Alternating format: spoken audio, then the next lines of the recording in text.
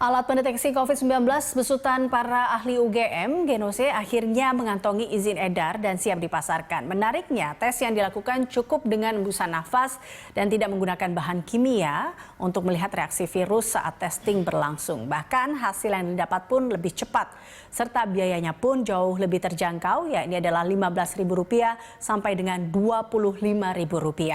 Lantas, dengan adanya izin dari Kemenkes, Genose segera diproduksi massal.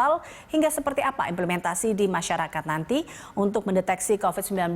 Guna mengetahui informasi selengkapnya sudah bergabung melalui video telekonferensi sudah ada Tri Yunis Miko, epidemiolog. Terima kasih Pak Tri telah bergabung bersama kami.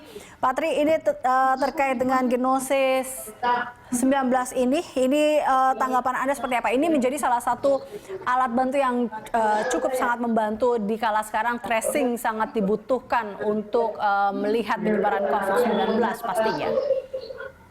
Ya, alat Genose 19 itu adalah alat yang bisa mendeteksi volatile organic compound gitu. Jadi dia mengidentifikasi hembusan napas kita, kemudian sampahnya itu di kompon, kemudian dideteksi oleh alat deteksi begitu. Nah, sayangnya tidak dibuka berapa sensitivitasnya, berapa spesifisitasnya begitu. Kemudian kalau itu bagus 80% atau sensitivitasnya 80% atau spesifitasnya 80%, maka itu sama dengan tes antibody, tes rapid antibody. Kalau itu lebih rendah, saya pikir itu alat diagnostik ya, bukan alat screening, bukan alat diagnostik, yang lebih bagus dari alat rapid test antibody. Ternyata kalau itu lebih jelek atau lebih rendah sensitivitasnya dan spesifitasnya atau akurasinya lebih rendah, maka itu menjadi alat screening yang lebih bawah dari tes antibody. Sekarang kita punya tes antibody, tes antigen, rapid test antigen, kemudian alat Genose. Tapi sayangnya alat ini baru diproduksi 100 unit begitu dan baru dipasarkan.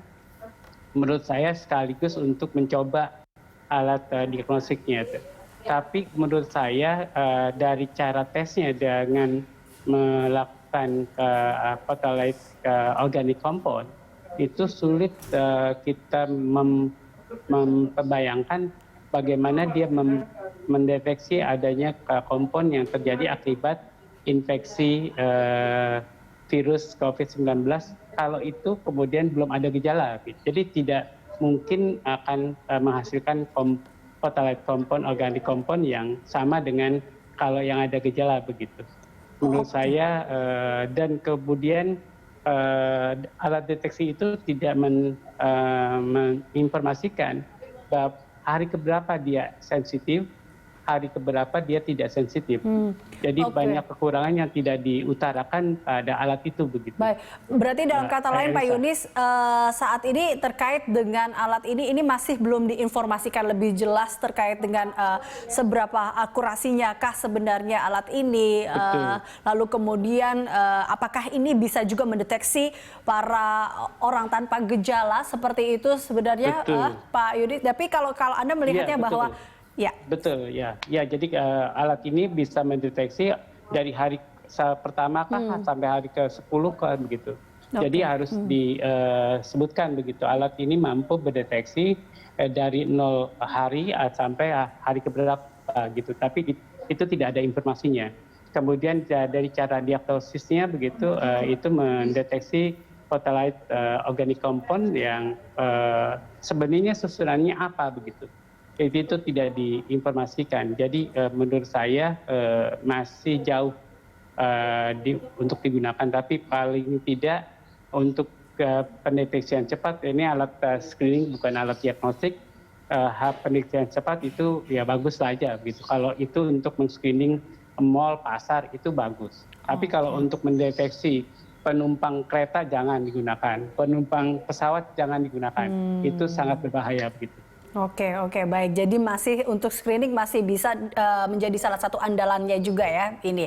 Tapi kalau kita lihat berarti dengan semakin meningkatnya tren COVID-19 saat ini kan kita juga lihat berarti tracing juga harus makin dipercepat, masyarakat juga masih harus tetap patuh terhadap protokol kesehatan. Anda melihat bahwa upaya-upaya apa sih sebenarnya yang harus dilakukan juga dengan sudah adanya juga penemuan-penemuan alat medis ini? Apa yang juga harus mendorong agar kita bisa menekan angka COVID-19 ini sebenarnya? Alat medis ini atau alat pendeteksi kasus. Jadi bisa alat screening, bisa alat diagnostik. Alat diagnostiknya ada PCR test gitu. Alat ini adalah alat screening. Alat screening atau alat diagnostik itu berfungsi mendiagnosis atau menemukan kasus begitu. Jadi itu fungsinya adalah menemukan kasus. Seperti rapid test?